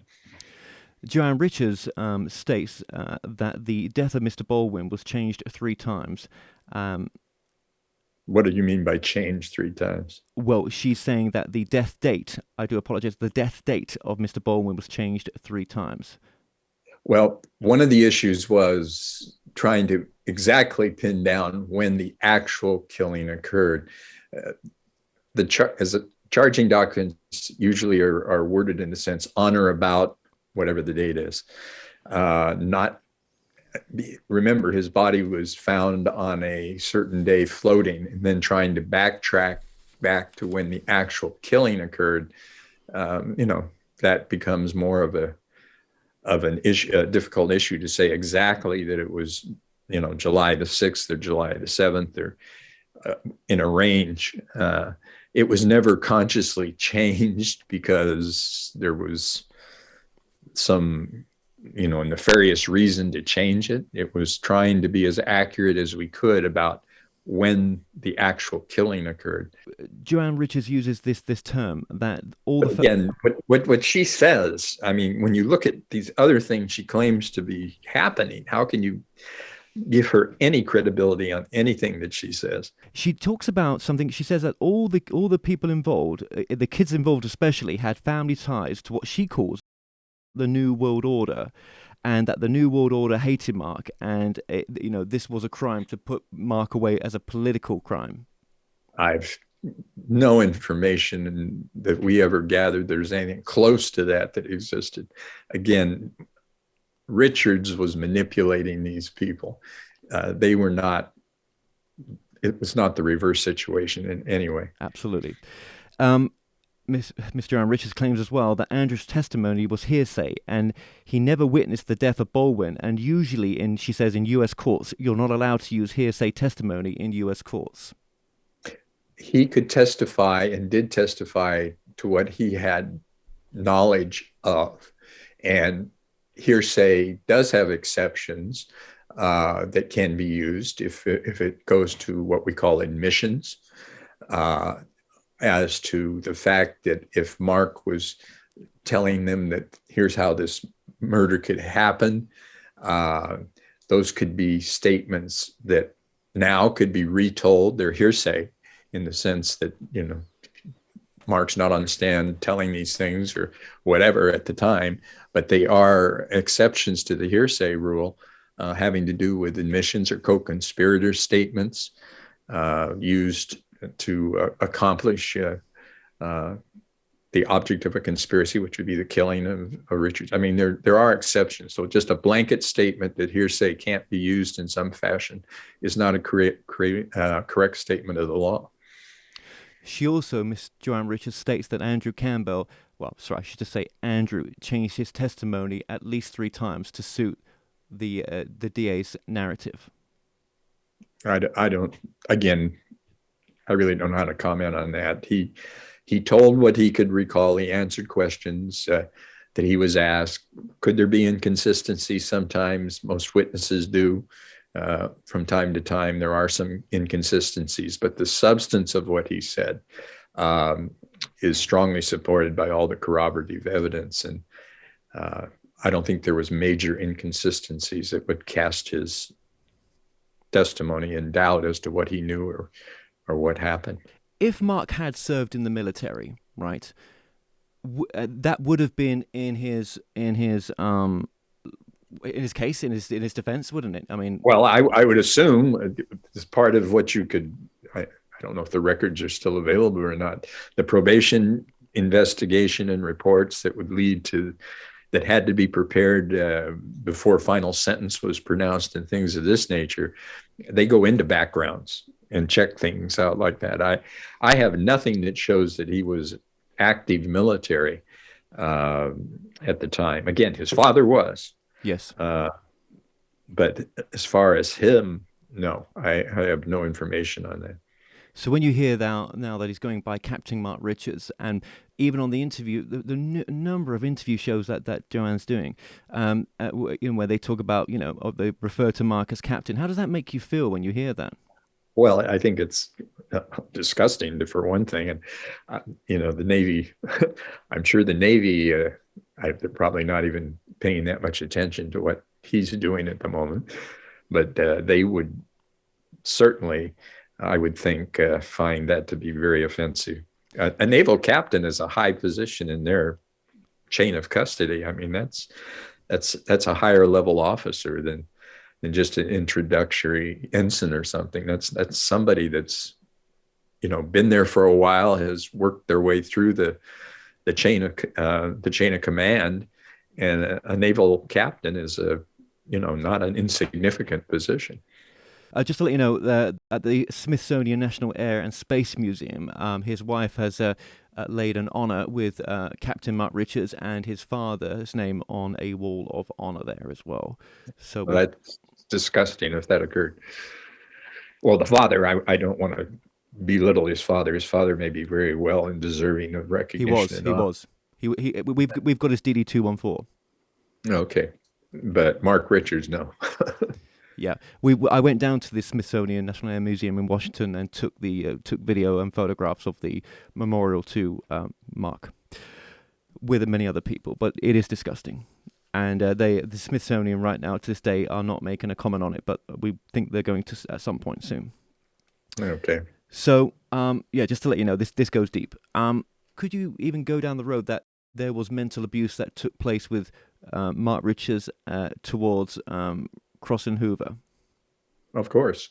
I think he did prey upon, Crossan had issues. There's no doubt about that. He had some challenges and issues, and I think Mark preyed upon that and exploited that and used that to accomplish what he wanted to accomplish. So I'm starting to feel, the way I look at this, that Joanne Richards she's written a book about her previous marriages that's just come out, her 7 marriages, with Mark being the 7th, and I don't even know if that's accurate. Well, we don't feel it is neither. But we're looking into that, right? And she's had many husbands who served in the military, and she knows all about DD-214s. She knows all about widows' pensions from military.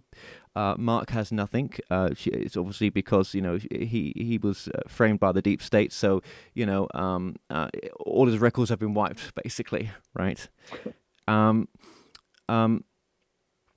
I feel that what we've got here is another abuse case where he's abused Joanne Richards, and she is a victim of Mark's manipulation, even to this day.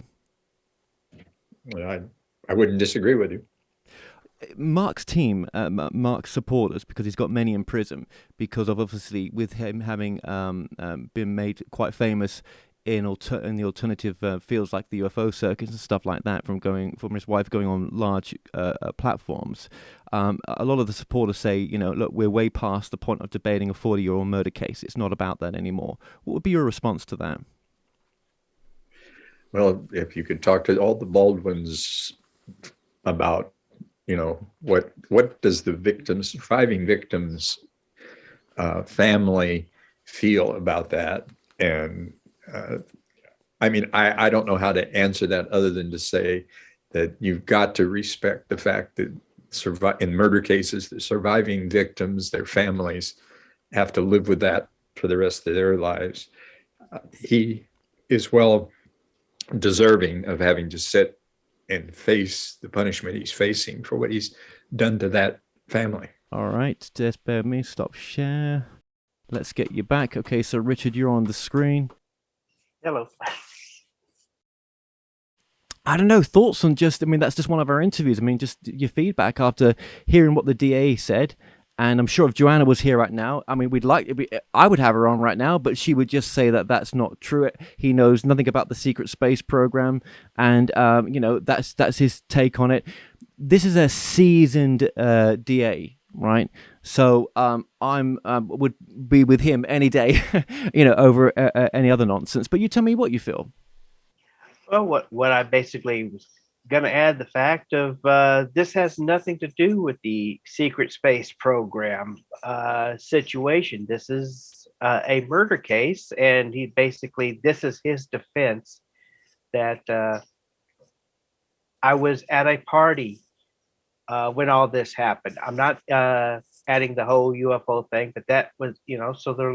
Well, no, he's saying now that he was they changed the story. First, he told his wife that he was off planet. Then he couldn't tell her where he was. Well, I think he couldn't tell her where. Then it was off planet. And then on the latest Kerry Cassidy interview, before they stopped all speaking together, he was having tea with his mum. I think it was in interview 10 with Captain Mark Richards. So, no, he was murdering. I can assure people that, unfortunately, for the Baldwin family. And, like Tom Mills said to me, there were many people at Mr. Baldwin's funeral. Many people, Mark and Joanne don't want to talk about Dick. No, we don't talk about Mr. Baldwin. This is just about this. Mr. Baldwin's the icing on the cake for this to happen. He was the setup. It was the 2 young boys that did it. They did all of it because they just wanted to kill Dick, because why not? They wanted to please Mark. Not many 17-year-olds want to do that. Do you know what I mean? That's just, I don't get, but that's what she believes Mark, because Mark is the only one that can tell the truth out of all, and it's always prove me wrong. No, it's going to get to a point soon. Well, it's there now. Joanne, you have to prove us wrong. You have to prove your case, and you can't, because none of it stands up. Well, about the changing of the time of death, that makes sense, because it was a week later that they found the body. And it was already, like you said, decomposed. So it's harder for them to go back and say, okay, well, this was the exact time of death, because the body is already so far into decomposition. And then being in the marina, well, then you've got the salt and everything speeding up that decomposition.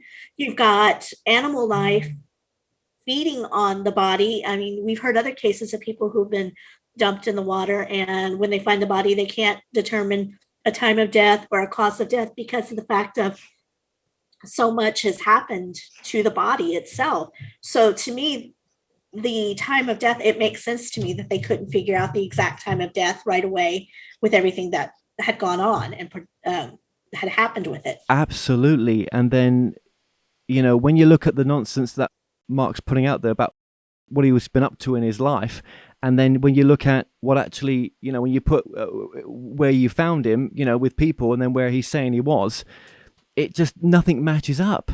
I mean, and like I said to you, had he not gone for the stolen Valor, he would have probably been on better terms with this story, right? But when his team, like I'll say again, and that's what's coming on the screen, full screen, when a certificate of recognition is all they can provide, it is DD214, and then they say they've got pages, which is then letting him rot in prison. And then he's got vets within that, because he runs the veterans. He's the commander of all the veterans thing in his particular Vacaville prison. When they got other inmates saying, well, I knew him there. Well, I don't buy the testimony of another con. I'm sorry, I just don't, right? No. With how manipulative he is and how was and still is. And it's a shame. I think he would have gone through a lot of healing if he could have admitted what he did to his friend. But just imagine that 40 years of non-healing in an environment that's so harsh. Imagine all the gangs in there and everything else that he's a part of, that he's been a part of for all this time. No wonder why. Well, no, it's not. I don't know why. Well, actually, I can see him wanting to escape in his mind, but how is he? I just don't get his only option of getting out. He just trashed. And if it's true that he is narcissistic or psychopathic or both, he would never admit to any wrongdoing or any guilt, because that would go against this narrative. Right. Thank you. Yeah, I'm not trying to, and I'm not trying to truck you guys under the bus. I just think, if she's not able to tell the opposing opinion, I appreciate you letting me come on to at least show something, right. Just for, I guess because we're working on it, and it just annoys us sometimes when we see, what she's up to. And I really appreciate you guys being so open to allow this discussion as well. Thank you. That's what I want to say firstly. No problem. I was just gonna make a little comment that whether this is true or not, maybe keeping him in there is the best protection he could have. Maybe he's where he's supposed to be. Right. For many reasons. I think that's something that we can all agree on, whether we believe that he committed this murder or whether we believe he is a part of this space program. We all can agree that this is maybe where he's supposed to be right now. That's right. And just saying what you just said there, Kimbra, I mean, I'm sure if Barbarian was here, he would say, I was there in 1982. I saw the trial from 82 to 84. I know what was going on then. And we do background checks, because he talks about this in the interview. They do background checks on everyone in the case, well, especially the main people. Mm-hmm. And he's like, nothing came back for, something would have come back if he'd been in the, whatever department, right? And the only one that came back was his father, because who was in a wheelchair. So there has to be a point where, for me, there has to be a point where I say, no, it's not true. I understand what you're saying, and you want to get Joanne back on, which will be fun. It'd be fun to be with her, but I know she's never going to let you have me on there, because she would say that, from my previous behavior, but that is an excuse. But then at the same time, she'd present her thing, I present mine. Would it change anything? Probably not. If the mental abuse is that strong as it is, probably not. And I wish for her one day that the disease of Mark Richards in her brain heals, and that she's able to self-heal. And I know it's going to be an embarrassment. It's going to go through a crazy, if she really does go through this process of realizing that she's been manipulated and lied to, and I can't imagine what that's going to do to her. And that's what I do feel sorry for her, for having to go through that. But that's her journey. Right. Because she's been so staunch on the other thing. Maybe she's never wanted. Maybe she'll continue forever. That's also what she's meant to do. I won't. She can continue doing her circuit stuff. I'm not going to be doing, I mean, there'll be many more of these that I'll do, but only up to a certain point. Do you know what I mean? Right. I am, the energy is draining. And you can't convince no one. You're not here to change minds, but at least be aware of the opposing opinion. Right. So thank you for that. Oh, it's No it's problem. our pleasure. So if there's anything else you want to ask me, just please do and get into the end here, I think. Anything you want to ask him? Well, I am also interested in your other series that you've done. I've noticed you've done a lot of different videos on like true inspirational stories, the channeling, past lives, different things like that. What led you onto this path of enlightenment? Much like your brothers, it was Art Bell. I've got to blame that man. Okay. I really got into Art Bell, and my father used to have an interest in the spiritual stuff, which I used to hate as a kid. Right, I used to hate the Edgar Casey books. Right, oh my god, the psychic books. But I don't know, just something. As your brother went through the journey, Rich, it was the same thing. God, it's difficult to explain, but it just happened, and it just felt like, oh my god, the exploration of that. No, Yes. not only do I blame Bart Bell, I also blame Leonard Nimoy and Glenn Spalding for In Search Of. That is yes. Yes. There's actually a Star Trek guy that plays a role in this docuseries as well, because one of the characters from Star Trek was good friends with the film director, Russ Blum. It was Scotty. And I'll put a picture up on the screen of Russ and Scotty together. Mark would say James that Doohan? James Doohan, yeah. He's his soul's in this docuseries, because we're going to mention that as well. Well, okay, on the timeline, which we sent, you've seen the timeline, haven't you? Yes, And I'm looking at that now. yeah, and you can see that there's the years on the timeline where he's saying one thing and it's quite opposite in some of these. Right. Yeah. Mm-hmm. I mean, how do you feel about that when you see on a timeline just what he was up to and what we know he was up to? Well, like I said, that some things on the timeline don't, from what he says and what they don't match up. I should say. Right.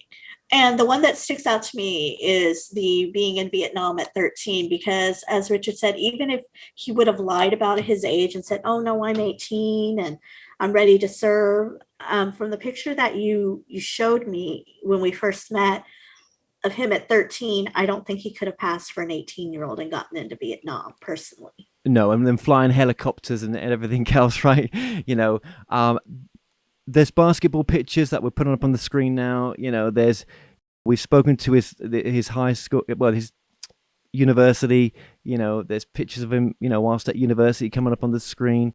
He was actually, funny thing, he was actually studying criminology at Marin College when he got busted for the insurance fraud back in 1973. Talks about that in his police interrogation, where he says that I was planning to become a police officer, and paraphrasing what he said, but that's what he meant because of what happened, and he's trying to do good from then. His mum wanted him to be president.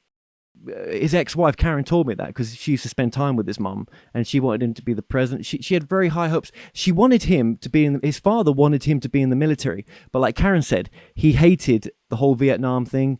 He didn't want to go down his dad's footsteps.